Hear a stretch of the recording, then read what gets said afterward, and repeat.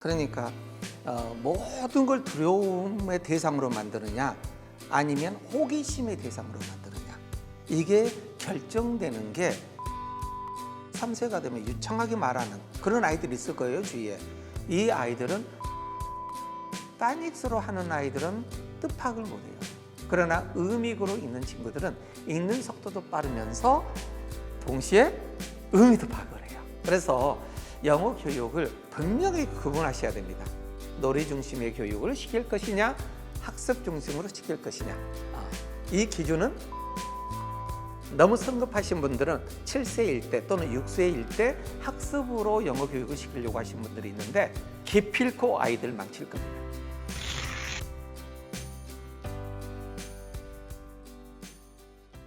영유아나 신생아에게 합당한 영어 교육을 추천해 주실 수 있을까요? 엄청 간단해요. 신생아가 태어날 때 가지게 되는 감정이 있거든요. 두 가지가 있어요. 하나는 부끄러움, 또 하나는 두려움. 부끄러움은 제껴두더라도 두려움이라는 게 있잖아요. 이 두려움이 아이들의 성향을 다양하게 만들어요. 성장을 할 때.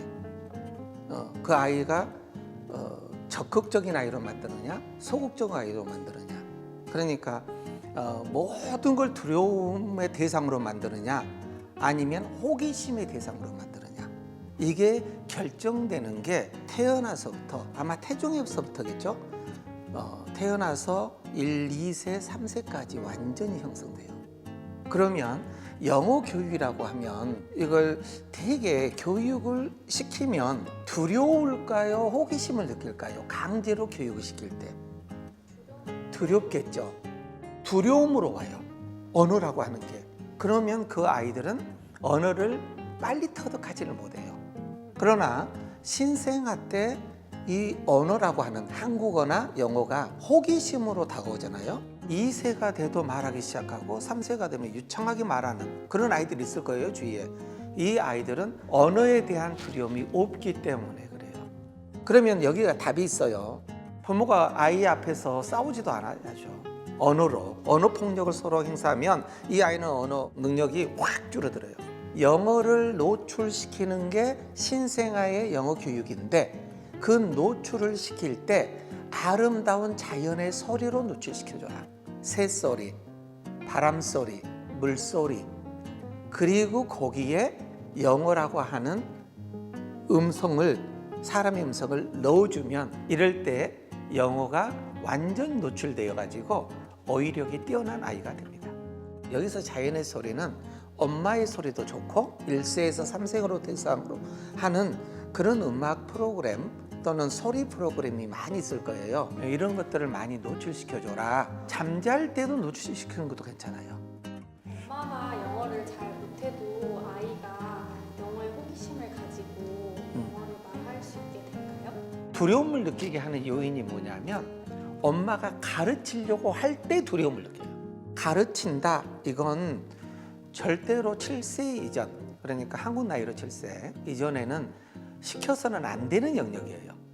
자연스럽게 익히도록 해주셔야 되는 게 맞아요. 그래서 이 어휘는, 언어라고 하는 것은, 인간에게 언어는 신이 준 선물이에요. 그냥 주어지는 거지 내가 노력해서 쟁취하는 내용물이 아니에요. 그런데 어머니들이나 학습자들은 꼭 쟁취해야 되는 걸로 여겨요. 그 순간에 이건 두려움의 대상입니다. 그래서 특히 3세 이전은 절대로 학습으로 교육시키려고 하지 마라. 이게 첫 번째 요건입니다. 노출만 시켜라. 그래서 노출의 의미를, 정확한 의미를 알고 이제 영어 교육에 첫걸음을 내딛었으면 좋겠다는 생각이 듭니다. 0세에서 7세 아이들은 초등학교를 가기 전에 준비를 하는 과정이잖아요. 좀 어떻게 준비하는 게 좋을까요? 우리의 언어의 뇌가 가장 활동하는 시기는 3세 이전이죠. 그리고 이제 두 번째 시기가 한국 나이로 7세까지. 이건 아마 모국어 습득 방식으로 자연스럽게 언어가 형성될 겁니다. 7세까지는요. 그리고 7세 이후에는 언어의 뇌가 닫히기 시작하죠. 이때는 이제 학습을 통해서 언어가 습득돼야 되는 시기가 오는 거죠. 극명하게 달라집니다. 우리가 교육 시스템도 두 가지로 구분되잖아요. 유치원 교육, 그 다음에 초등교육. 초등교육은 뭐예요? 특별 교육이잖아요. 나라에서 책임지고 있잖아요. 아무나 초등학생을 가르칠 수 없다는 뜻도 돼요. 교육을 받아야만이 초등학생을 감당할 수 있다는 뜻입니다. 초등학교 이전은 유치원이죠. 유치원은 교육이 필요 없는 기관이에요. 정확하게 교육을 해서는 안 돼요. 이게 유치원이에요. 자연스럽게 놔두면 됩니다. 노출시키면 되는 거예요. 그래서 놀이 중심의 교육이라고 말해요. 놀이 중심. 그냥 놀면 됩니다. 재밌게. 쉬운 내용으로 영어를 많이 노출시켜주면 좋고, 학습이 아니기 때문에 그 질문의 의도가 평가를 기준으로 해서 물어보면 안 된다는 거죠. 평가가 아니라 궁금해서, 호기심으로, 너무 재밌어서 나누는 대화여야지, 학습으로 평가하기 위해서 이건 절대로 해서는 안 되는 교육이 유치원 교육이에요. 자, 그러면 이제 여기서 구분되는 거죠. 유치원 교육은 놀이 중심 교육 이루어져야 된다. 그리고 그게 이제 5세, 6세, 7세겠죠. 그리고 8세가 되면 초등학교 1학년 들어가죠. 이때는 놀이 중심 교육이 아니라 학습 중심 교육으로 넘어가게 됩니다. 그래서 영어 교육을 분명히 구분하셔야 됩니다. 놀이 중심의 교육을 시킬 것이냐, 학습 중심으로 시킬 것이냐. 이 기준은 나이입니다. 7세냐, 8세냐. 너무 성급하신 분들은 7세일 때 또는 6세일 때 학습으로 영어 교육을 시키려고 하신 분들이 있는데 기필코 아이들 망칠 겁니다. 그래서 절대로 학습으로 시키지 마시고 7세 때까지는 많은 경험을 주시기 바랍니다. 모국어 습득 방식으로 영어를 배워야 한다고 하셨는데 좀 쉽게 설명해 주시겠어요? 모국어 습득 방식의 가장 쉬운 예는 한국어를 배우는 순서예요. 신생아일 때는 무엇만 하죠? 듣기만 하죠. 그런데 자세히 아이를 보면 옹알이죠.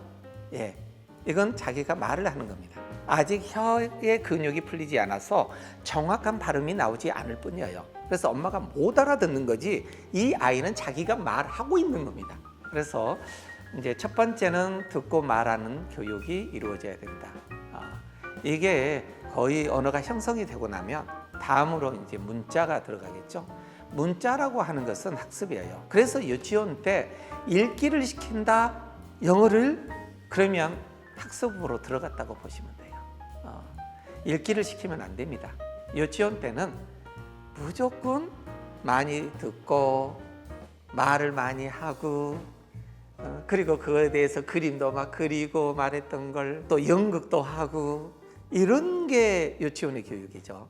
그리고 나서 이제 초등학교에 들어가게 되면 그때는 읽기 교육이 들어가는 거예요. 읽기 들어갔다 이 말은 학습으로 넘어갔다는 뜻입니다.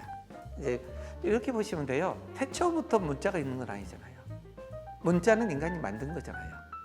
인간이 만든 것은 공부를 해야 되겠죠. 그래서 이제 공부를 해야 되는 순서가 이제 초등학교 1학년부터 들어가야 된다, 이 말씀을 드렸고, 이제 문자를 배우게 되는데도 여기서도 모국어 방식이 아닌 예가 있어요. 간단한 예로 파닉스를 배우는 것, 이건 언어 모국어 방식이 아니죠. 이것도 잘못되었고, 또 하나는 글을 읽는데 신기하게 해석을 하도록 시켜요. 그래서 해석의 도구로 문법을 사용합니다. 이것도 언어학적은 아니죠. 이건 문법적 어떤 교육이죠. 언어학적 교육은 아니죠. 이런 것들이 이제 모국어 방식이 아니다, 이렇게 표현하는 거예요. 많이 노출되고 말을 하게 되면 글을 읽게 되고, 글을 아이들이 읽기 시작하면 이제 수준이 높아질 거예요. 글의 수준, 글의 어휘에 따라 이제 글의 수준이 높아지고, 글의 수준이 높아지면서 동시에 생겨나는 게 뭐냐면 글 쓰는 수준이 높아져요. 어휘가 달라진다는 거죠. 여기서 필요한 것은 뭐냐면 글을 논리적으로 쓸 수 있는 능력, 이건 약간의 학습이 필요하겠죠. 그래서 그 정도가 필요한 거지, 에세이를 쓸 때 글을 쓸 수 있다, 못 쓴다, 이런 건 언어학적이지는 않아요. 쓸 수 있게 되는 것이 맞아요. 글을 읽게 되면 자연스럽게. 그래서 쫓아가지 않았으면 좋겠다는 생각이 들어요.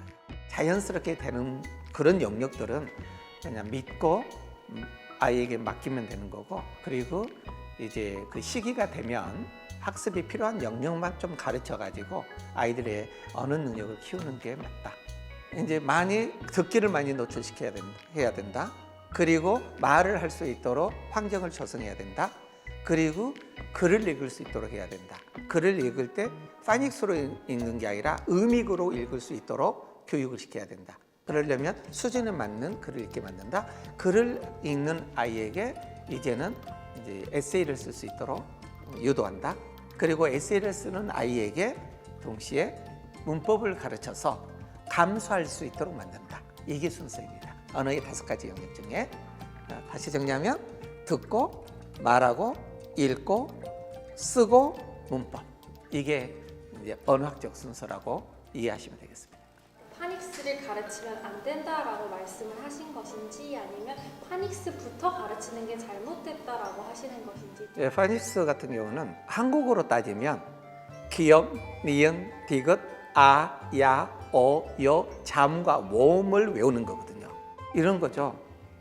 학교 했을 때 희응을 보고 아를 보고 기역을 보고 기역을 보고 요를 보고 글을 읽는 거예요. 그러면 어떻게 읽어야 되죠? 너무 어려워요. 영어도 마찬가지로 애로가 있습니다.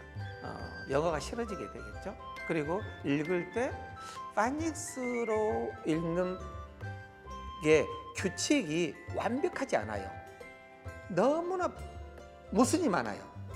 발음대로 외우지 않아야 되는 영역들이. 그래서 선생님께서 파닉스로 읽어라 라고 하게 되면 아이들은 선생님 말에 순종해서 그대로 읽습니다. 그러면 선생님은 틀렸어, 그렇게 읽는 게 아니야 라고 하면서 계속 틀렸다고 하면서 자존감을 실추시키죠. 그러면 못 읽게 되는 거예요. 그래서 파닉스로 읽으면 안 된다 이런 뜻이에요. 글을 파닉스에 의존해서 읽게 하면 안 된다. 그러나 우리가 기역, 니은도 알고 아야어도 알잖아요. 그 정도는 알게 해야죠. 그러나 기역, 니은으로 아야어를 조합해서 읽기는 시키지 않죠. 기역, 니은과 아야 알면 읽어지죠. 바로 그겁니다. 이게 모국어 습득금지예요. 그래서 아마 한국 공부를 할 때는, 한글을 습득할 때는 다 모국어 방식으로 너무 편안하게 자연스럽게 한글을 읽게 됐는데, 신기하게 영어는 가장 어려운 방법을 선택하고 못 읽도록 만드는 교육을 시키고 있어서 좀 답답함이 있습니다.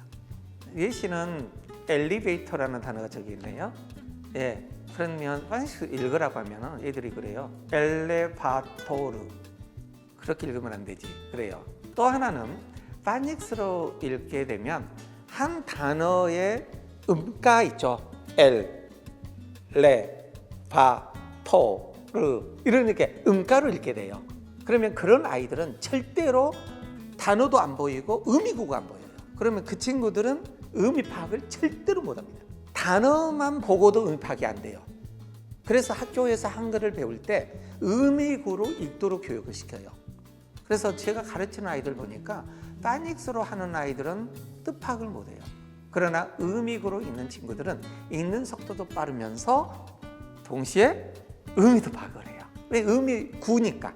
예. 그래서 한 문장을 보면 의미구가 2개, 길면 3개로 구성되어 있거든요. 그런데 단어로 보면 10개의 단어로 구성 또는 15개의 단어로 구성되어 있어요. 의미구는 3개인데 단어는, 그런데 음가는 셀 수도 없네. 한 50개? 왜 그걸 한 문장을 50개로 봐요?